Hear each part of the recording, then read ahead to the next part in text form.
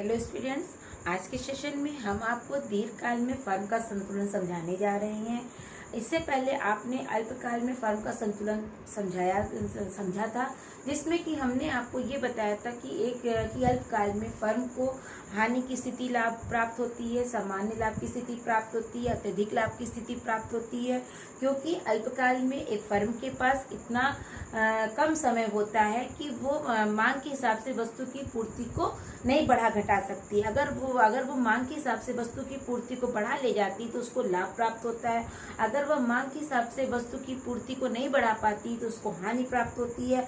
अगर वो मांग के हिसाब से वस्तु की पूर्ति का समायोजन एक निश्चित बिंदु तक कर पाती है तो वहाँ पे उसको सामान्य लाभ प्राप्त होता है। लेकिन दीर्घकाल में फर्म को सिर्फ सामान्य लाभ प्राप्त होता है। इसलिए इसके दो कारण हैं। फर्स्ट इसका फर्स्ट रीजन है कि दीर्घकाल में फर्म के प्लांट के आकार को बदला जा सकता है। जो दीर्घकाल है उसमें प्लांट के आकार को हम बदल सकते हैं। इसका ये मतलब है, इसको हम दूसरे शब्दों में ये कह सकते हैं कि इसमें जो स्थिर और परिवर्तनशील लागतें होती हैं उनके बीच का अंतर समाप्त हो जाता है। यानी कि आपको पता है कि लागतें दो प्रकार की होती है, एक स्थिर लागत और एक परिवर्तनशील लागत। ठीक है, तो अल्पकाल में दो प्रकार की लागतें पाई जाती है, एक स्थिर लागत और परिवर्तनशील लागत। लेकिन दीर्घकाल में इतना लंबा समय होता है कि जिसमें हम जब प्लांट के आकार को बदलते हैं तो उसमें सभी लागतों में हम परिवर्तन कर ले जाते हैं। इसीलिए दीर्घकाल में सिर्फ हमको परिवर्तनशील लागतें लगानी पड़ती हैं या स्थिर लागतें समाप्त हो जाती हैं और परिवर्तनशील लागतें रह जाती हैं। इस एक रीजन से भी दीर्घकाल में फर्म को सामान्य लाभ प्राप्त हो रहा होता है। और दूसरा रीजन इसका ये है कि इसमें जो उद्योग में कई फर्में बड़ी संख्या में प्रवेश करती हैं। जो फर्म है वो काफी संख्या में उद्योग में प्रवेश करती हैं। तो ये दो जो कारण हैं, इन दो कारणों से फर्म को दीर्घकाल में सामान्य लाभ प्राप्त हो रहा होता है। अतः दीर्घकाल में हम ये कह सकते हैं कि एक फर्म, जैसे को मान लीजिए कोई फर्म है, वो अल्पकाल में घाटा उठा रही, मतलब उसको हानि हो रही है, वो वस्तु का उत्पादन नहीं कर पा रही है। तो जब वो दीर्घकाल का समय आता है, अल्पकाल में तो उसको घाटा हो रहा है, उसको लॉस हो रहा है, तो हानि उठानी पड़ रही है। तो जब दीर्घकाल आता है, दीर्घकाल में वो फर्म उस उद्योग को छोड़ के जाने लगती है। मतलब कि वहाँ पे उत्पादन कम होने लगता है, जिससे कि जब वस्तु का उत्पादन नहीं होगा तो यानी कि उसकी पूर्ति नहीं होगी, पूर्ति कम हो जाएगी तो कीमतें बढ़ जाएंगी। तो इस तरह से क्या होता है कि और ये स्थिति तब तक चलती रहती है जब तक कि वह फर्म एक सामान्य लाभ की स्थिति में नहीं आ जाती है। क्योंकि पहले जब वो उसको घाटा होता है या हानि होती है तो वो उद्योग को छोड़ के जाने लगती है। उद्योग को जब छोड़ के जाती है तो पूर्ति कम हो जाती है, और पूर्ति जब कम हो जाती है तो हमारी कीमतें बढ़ जाती हैं। क्योंकि मांग में ये है कि डिमांड और सप्लाई के बीच जो है वो विपरीत संबंध होता है। अगर कीमत बढ़ेगी तो मांग घटेगी, अगर कीमत घटेगी तो मांग बढ़ेगी।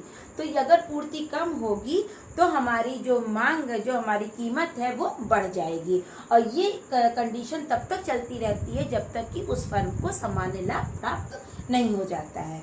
और दूसरी स्थिति यहाँ पर ये आती है कि मान लीजिए कि एक उद्योग है, उसको काफी लाभ हो रहा है, उसको अत्यधिक लाभ की स्थिति में है।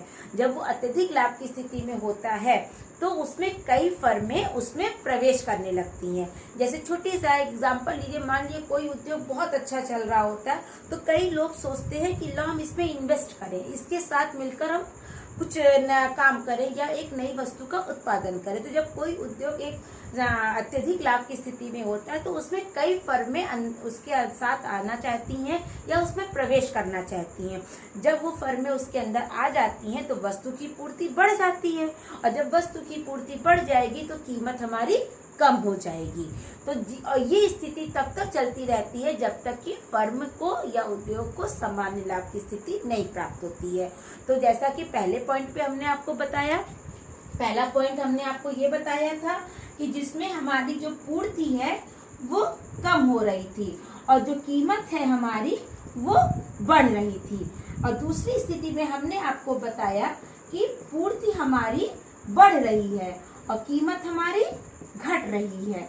यानी कि इन दोनों में ये देख लीजिए कि विपरीत संबंध है। विपरीत संबंध यानी कि अगर पूर्ति घटेगी तो कीमत बढ़ेगी और पूर्ति बढ़ेगी तो कीमत घटेगी। और यह स्थिति तब तक चलती रहती है जब तक कि किसी भी उद्योग या फर्म को सामान्य लाभ की स्थिति प्राप्त नहीं हो जाती है। अतः दीर्घकाल में एक फर्म को या एक उद्योग को हमेशा सामान्य लाभ की ही स्थिति प्राप्त होती है। ये जितना हमने आपको समझाया है, अब इसको हम रेखा चित्र द्वारा आपको स्पष्ट करते हैं। ठीक है, अब हम आपको दीर्घकाल में एक फर्म को सामान्य लाभ की जब स्थिति प्राप्त होती है तो उसको हम आपको डायग्राम के द्वारा स्पष्ट कर रहे हैं।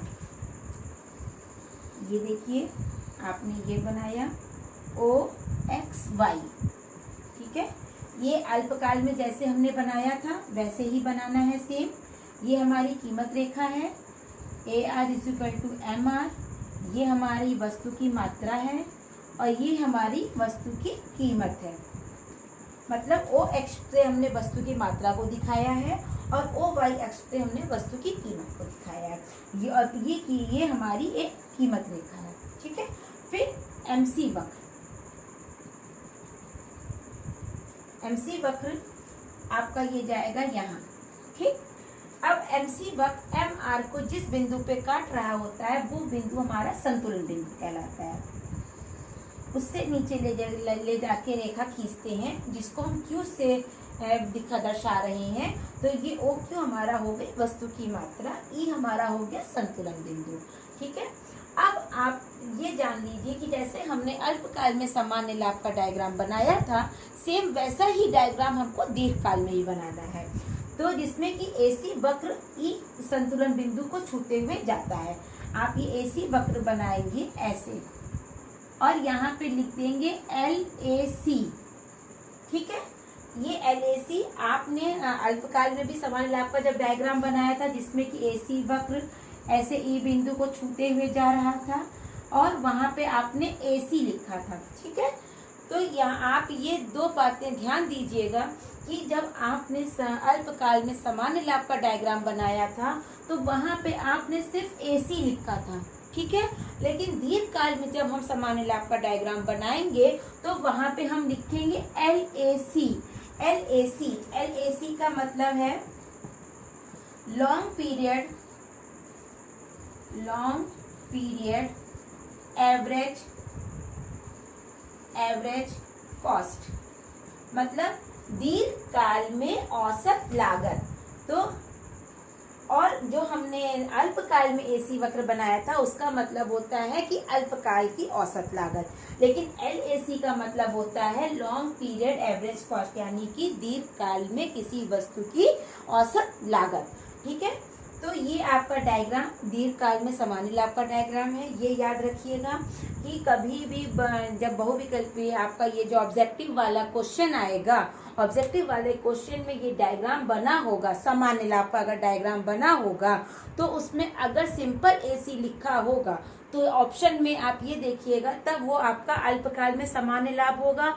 लेकिन अगर डायग्राम में LAC लिखा होगा तो वो आपका दीर्घकाल में सामान्य लाभ होगा, क्योंकि सामान्य लाभ का डायग्राम अल्पकाल और सामान्य दीर्घकाल का एक ही जैसा है। सिर्फ उसमें डिफरेंस कितना है कि वहाँ पे सिर्फ AC है और दीर्घकाल में LAC है। अब ये जो हमारा डायग्राम है, अब इसको हम लोग इस स्पष्टीकरण इसका लिखते हैं। जैसा कि आपको पता है कि E हमारा क्या है, संतुलन बिंदु है और संतुलन बिंदु वहां पे निर्धारित होता है जहां पर MC वक्र MR को काटती है, वह बिंदु संतुलन बिंदु कहलाता है। OP हमारा क्या है, संतुलन कीमत, मतलब वह बिंदु जहां पर हम वस्तु की कीमत का निर्धारण करते हैं। OQ हमारा क्या है, वस्तु की मात्रा, यानी कि हम कितनी वस्तु की मात्रा को उत्पादित कर रहे हैं।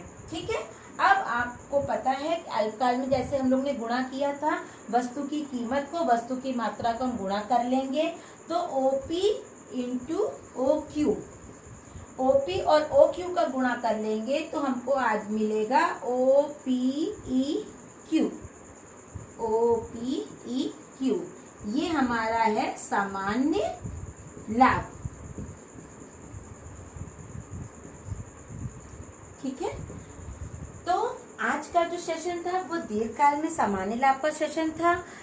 अल्पकाल दीर्घकाल में सामान्य लाभ हमको ना हानि प्राप्त होती है ना हमको लाभ प्राप्त होता है, हमको दीर्घकाल में सिर्फ सामान्य लाभ प्राप्त होता है, क्योंकि दीर्घकाल में सभी लागतों में परिवर्तन कर लिया जाता है और हमारी सभी लागतें स्थिर लागत और परिवर्तनशील लागतों के बीच का अंतर समाप्त करके सिर्फ परिवर्तनशील लागतें ही हो जाती हैं, जिससे कि एक फर्म को हमेशा हर स्थिति में सामान्य लाभ की स्थिति प्राप्त होती है और दीर्घकाल के सामान्य लाभ को और अल्पकाल के सामान्य लाभ को हम लोग एल से के द्वारा देखते हैं, क्या क्लासीफाई करते हैं। अगर एल ए सी लिखा होगा तो वो दीर्घकाल का सामान्य लाभ है, अगर वो सिंपल ए सी लिखा होगा तो वो अल्पकाल का सामान्य लाभ है।